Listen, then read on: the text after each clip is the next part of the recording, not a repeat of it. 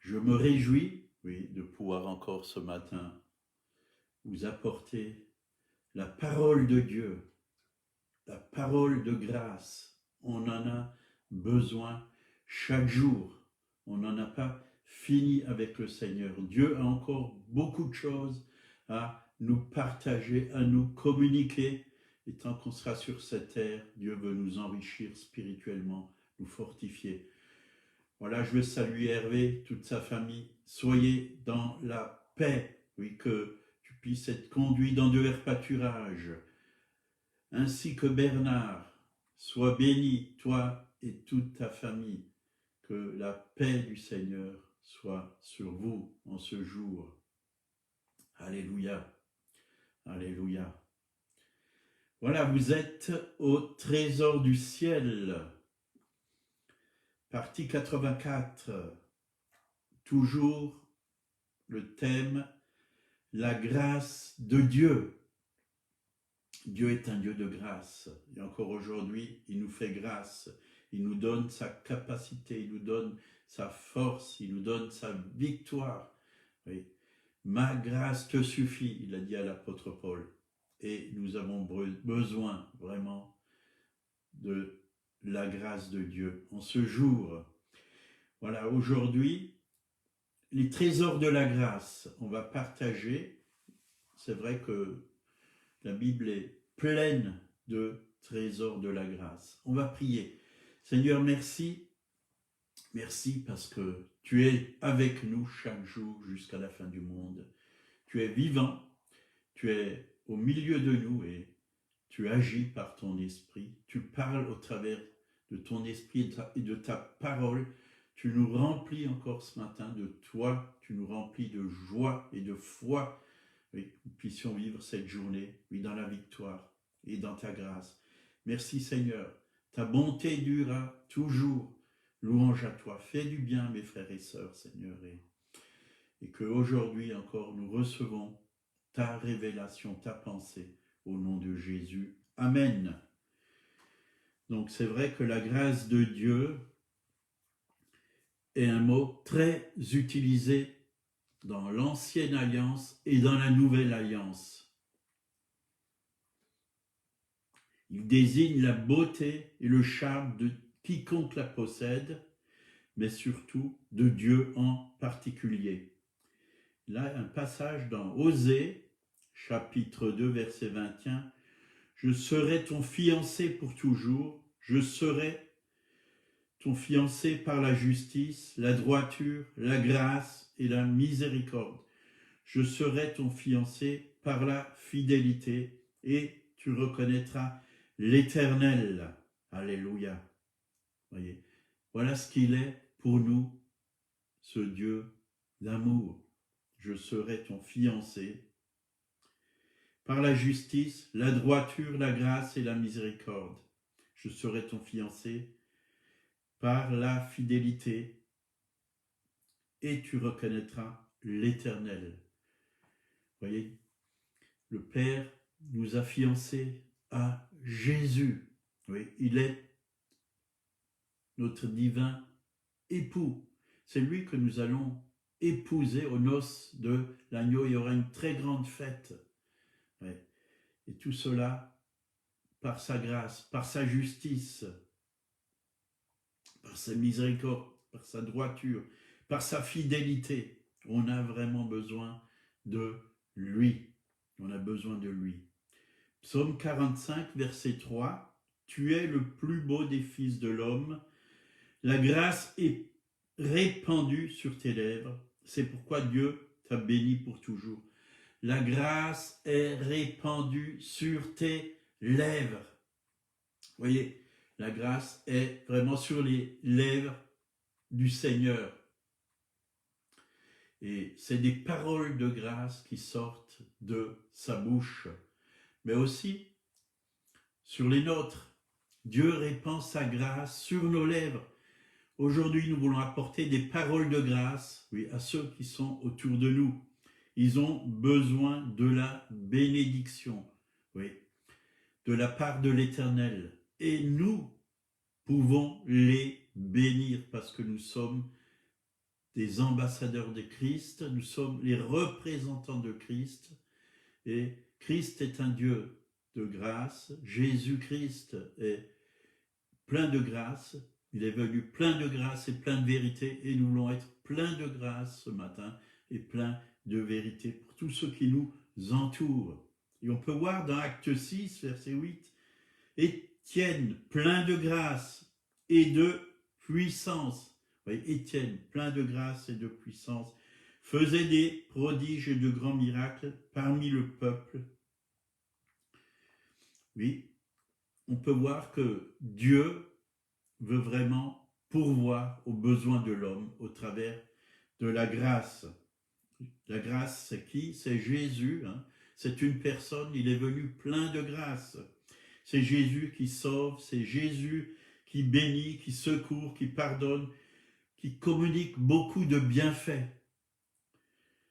Non sur la base de nos mérites, bien sûr, mais parce que c'est un don gratuit, nous recevons gratuitement, mais nous recevons, oui, sur la foi, par la foi, nous recevons par la foi. C'est ça la base de la grâce. La grâce, elle agit quand elle trouve la foi. Et on va prendre l'exemple de Noé, après on va prendre l'exemple de David et l'exemple de Marie. On va prendre ces trois exemples pour nous montrer comment agit la grâce et comment se manifeste la grâce. Genèse, chapitre 6, versets 5 à 8. Là, il nous a dit, l'Éternel vit que la méchanceté des hommes était grande sur la terre et que toutes les pensées de leur cœur se portaient chaque jour uniquement vers le mal. L'Éternel se repentit d'avoir fait l'homme sur la terre et fut affligé en son cœur. Et l'Éternel dit, j'exterminerai de la face de la terre l'homme que j'ai créé, depuis l'homme jusqu'au bétail, aux reptiles et aux oiseaux du ciel, car je me repens de les avoir faits. Mais au verset 8, là, il nous a dit, mais Noé trouva grâce aux yeux de l'Éternel. Noé trouva grâce aux yeux de l'Éternel. Et le verset 9, voici la postérité de Noé. Noé était un homme juste et intègre dans son temps. Noé marchait avec Dieu. Qu'est-ce qui a conduit Dieu à faire grâce à Noé? Il était différent des autres hommes. Noé, c'était un homme, oui, de foi. C'est pour ça que Dieu lui a fait grâce. Il croyait aux paroles de Dieu. Quand nous croyons aux paroles de Dieu, Dieu nous fait grâce. C'est-à-dire que Dieu nous donne la capacité pour pouvoir obéir à ses paroles et accomplir vraiment les promesses qu'il nous a faites. Et on a besoin vraiment de la grâce. Toujours dans Hébreu, qui parle toujours de Noé, Hébreu 11, verset 7, c'est par la foi que Noé, divinement averti des choses qu'on ne voyait pas encore, et saisi d'une crainte respectueuse, construit une arche pour sauver sa famille. C'est par elle qu'il condamnera le monde et devint héritier de la justice qui s'obtient par la foi.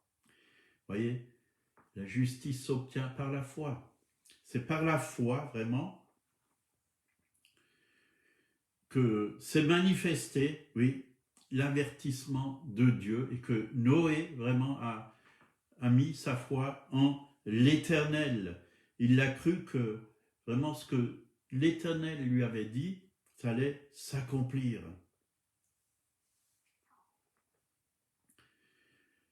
Donc, Genèse 6, 13. Alors Dieu dit à Noé, la fin de toute chair est arrivée, pars devers moi, car ils ont rempli la terre de violence, voici, je vais les détruire avec la terre. Donc Dieu a donné un ordre à Noé, et Genèse 6, 14, fais-toi une arche, parce que Dieu voulait vraiment sauver Noé et sa famille, parce qu'il croyait en Dieu, il avait la foi en Dieu, Dieu lui a fait grâce. Fais-toi une arche de bois, de gopher, tu disposeras cette arche en cellules et tu l'enduiras de poids en dedans et en dehors. Noé s'est vraiment conformé à l'ordre de Dieu. Il a montré par sa foi, oui, que vraiment la parole de Dieu allait s'accomplir. Sa foi était vraiment vivante, agissante. Et vraiment, Genèse 6, 22,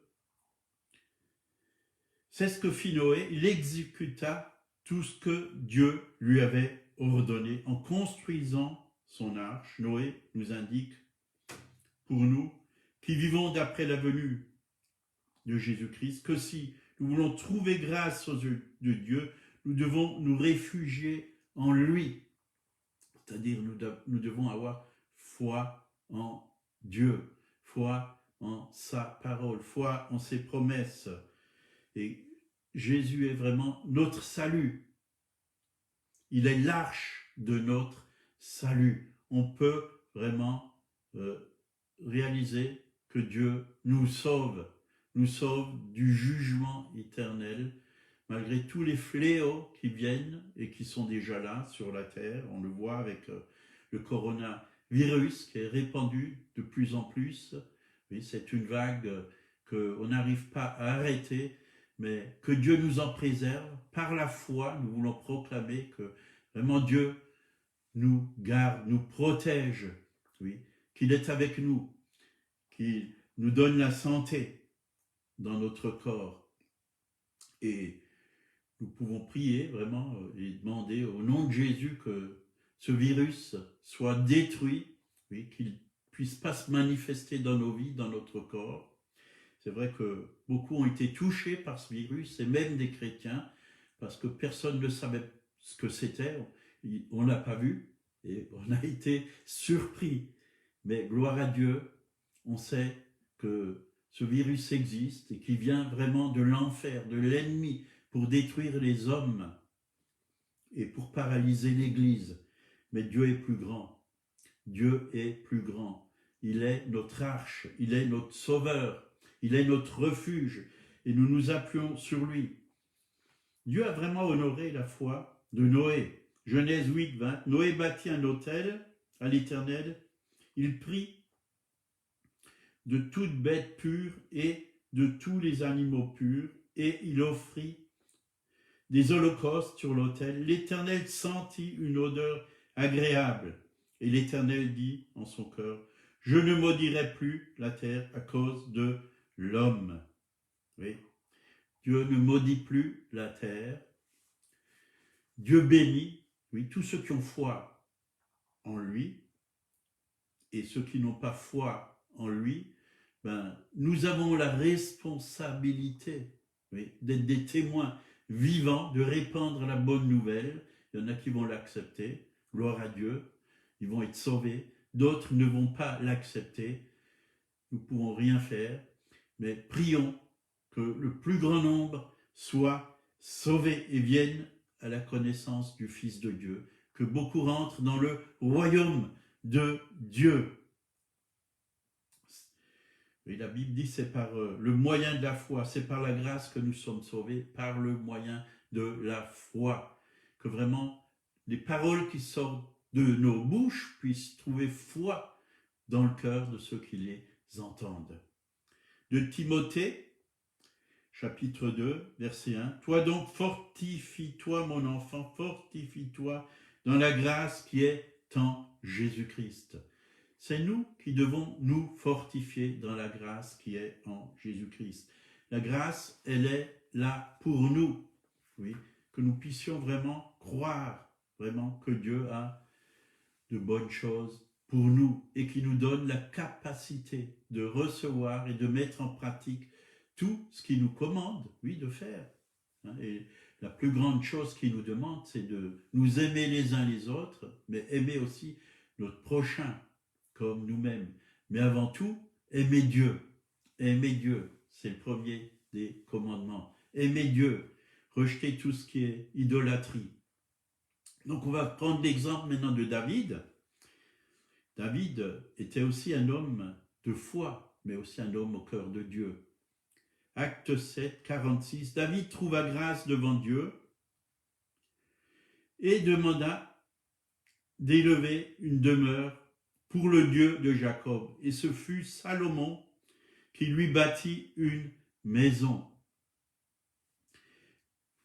Donc on peut voir que David, j'en ai déjà parlé cette semaine, n'était pas sans péché. Il a commis l'adultère, meurtre et ainsi de suite. Cependant, Dieu lui a fait grâce. Et parce que c'était un homme qui avait la foi au fond de son cœur, il aimait Dieu. C'est pour ça qu'il a été appelé homme au cœur de Dieu. Il avait vraiment des dispositions de cœur pour écouter Dieu, pour le servir. Et Acte 13 nous le dit, hein.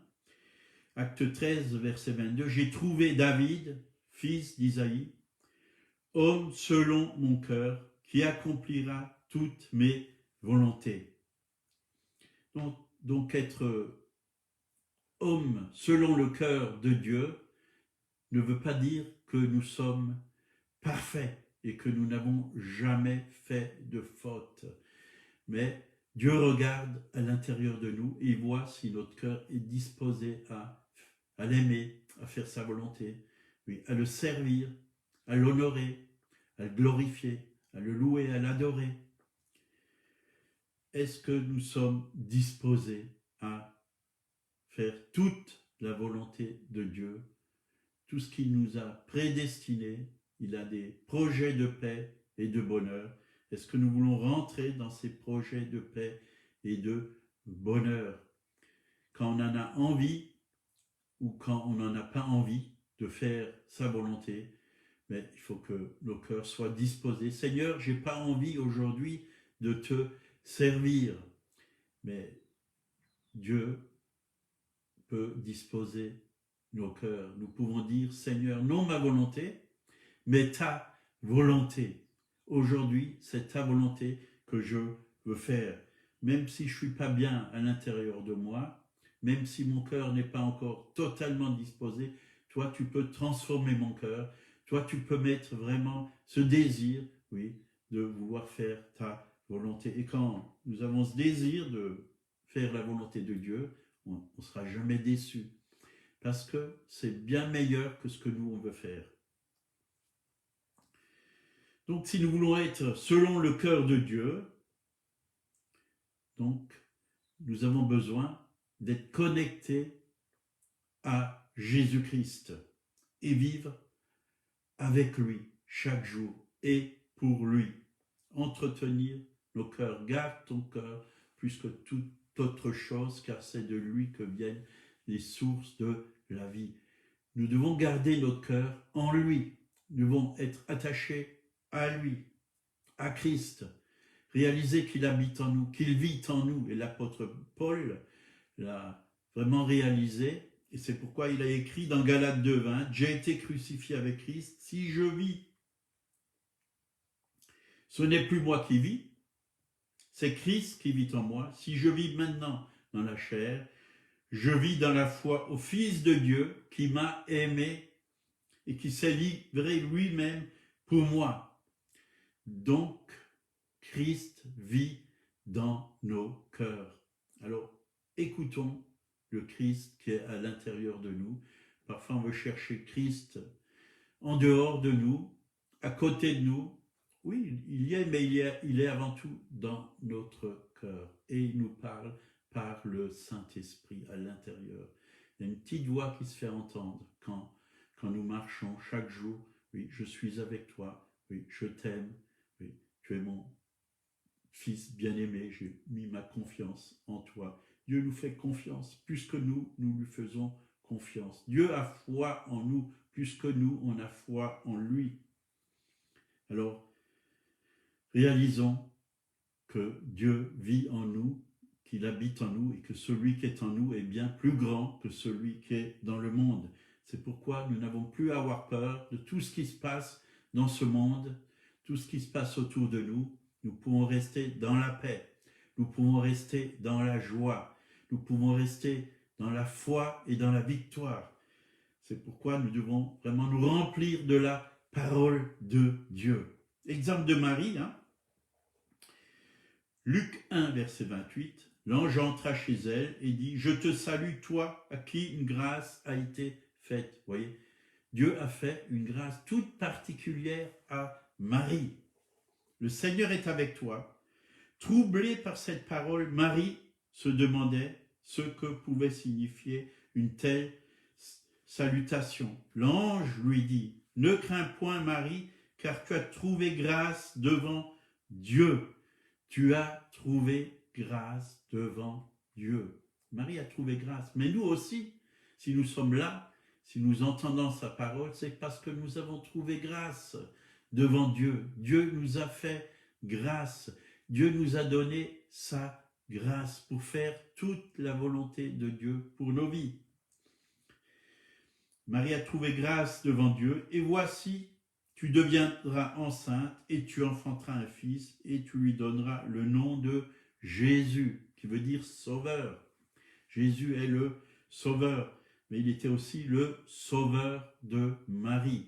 Pas Marie, oui, c'est vrai que Marie, c'était pas la mère de Dieu, mais c'était la mère de Jésus.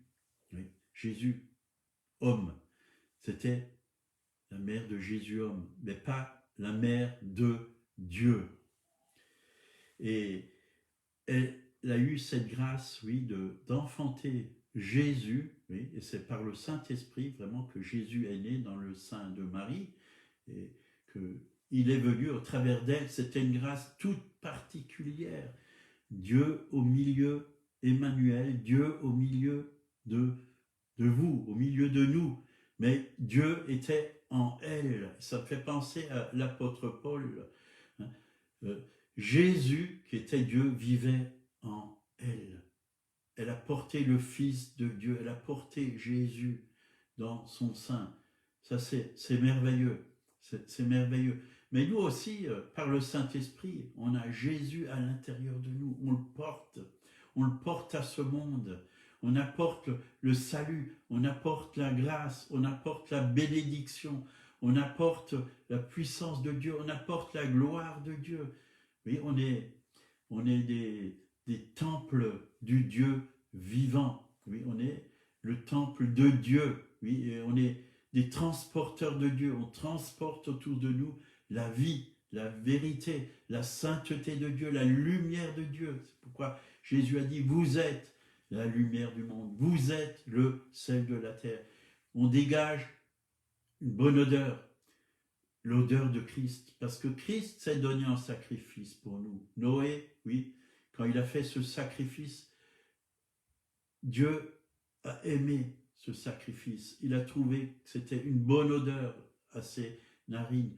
Mais quand nous, on est dans la volonté de Dieu, c'est aussi une bonne odeur dans les narines de Dieu. Notre vie est une bonne odeur. Dieu aime qu'on vive en lui, avec lui, pour sa gloire. Que Dieu puisse nous faire grâce encore aujourd'hui et que nous puissions marcher, oui, dans sa lumière. Amen. Voilà, Seigneur, merci pour ta parole qui est la vérité. Cette parole qui réjouit nos cœurs, qui nous fortifie et qui nous transforme chaque jour de gloire en gloire à ton image et à ta ressemblance, Seigneur. Veuille encore bénir mes frères et sœurs en ce jour, les toucher, Seigneur, par ta main toute puissante, Seigneur. Communique à chacun ce dont il a besoin, Seigneur. Tu es avec nous, oui, chaque jour jusqu'à la fin du monde. Et tu marches devant nous, c'est toi qui nous montres le chemin parce que tu es le bon berger. S'il y a des malades, Seigneur, veuille bien les guérir. Toi, tu as la capacité, la puissance pour guérir les malades. Nous te prions, Père, au nom de Jésus, de toucher les cœurs et les corps qui sont blessés et les corps qui sont malades. Merci, Seigneur, pour la délivrance qui vient de toi, la guérison qui vient de toi. Merci pour l'esprit de guérison qui se manifeste. dans la vie de mes frères et sœurs. Merci pour le renouvellement de l'intelligence aussi. Gloire à toi, louange à toi. Si vous ne connaissez pas Jésus et que vous regardez cette vidéo, que vous puissiez vraiment réaliser qu'il y a un Dieu vivant, oui, qui est venu il y a 2000 ans et qui est mort à la croix. C'est Jésus-Christ. Il a payé pour vos péchés, oui. Il a vraiment versé son sang pour vous, que vous soyez lavés et purifiés. Ouvrez-lui tout simplement votre cœur et acceptez-le comme votre sauveur personnel. Il va pardonner vos péchés, il va transformer vos vies. Il vous aime et il a aussi pour vous de verts pâturages. Il a une vie nouvelle pour vous. Oui. Et vous allez le découvrir comme ce Dieu d'amour. Il va vous montrer le chemin. Jésus vous montre le chemin qui mène au Père. Vous avez un Père dans le ciel qui veut votre bien, qui veut vous faire du bien, qui veut de bonnes choses pour vous. Un Père, oui, juste, un Père plein d'amour, de miséricorde. Soyez bénis en ce jour et à demain, que Dieu vous garde.